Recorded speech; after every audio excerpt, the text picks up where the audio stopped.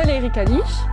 Mon atelier se situe à Septèmes-les-Vallons, donc un tout petit village proche de Marseille. Ma démarche est liée à la culture amérindienne. Mes animaux représentent des totems qui ont une caractéristique du coup bien précise en fonction de leur médecine. Je les transforme en totems.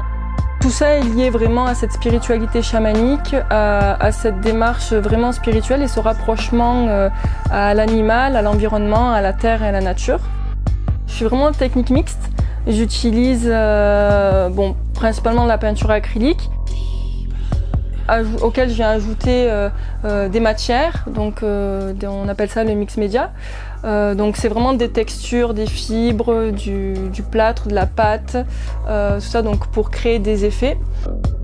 Par la suite, donc ma peinture est superposée, donc je reviens par plusieurs couches, donc voilà, de superposition afin que les passages chromatiques ressortent au maximum et qu'il y ait vraiment une liaison entre les couleurs.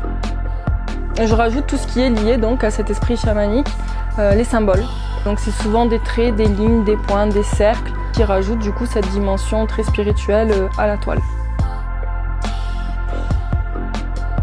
L'intitulé de l'exposition actuelle donc, qui se déroulera à Septèmes, donc c'est captiver l'émotion de la couleur. Donc il y a vraiment cette notion d'attraper, de captiver, d'attirer le regard et d'attirer l'émotion. Parce qu'en fait le but principal c'est de faire dégager un sentiment, dégager une émotion au spectateur par le biais de l'utilisation de la couleur.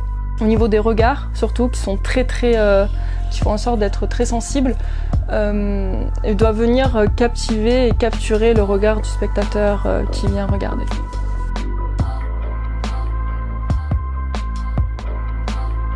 Mon but, c'est d'aller chercher plus loin dans le chamanisme, d'aller chercher plus loin dans cette culture, d'aller chercher plus loin même dans l'histoire.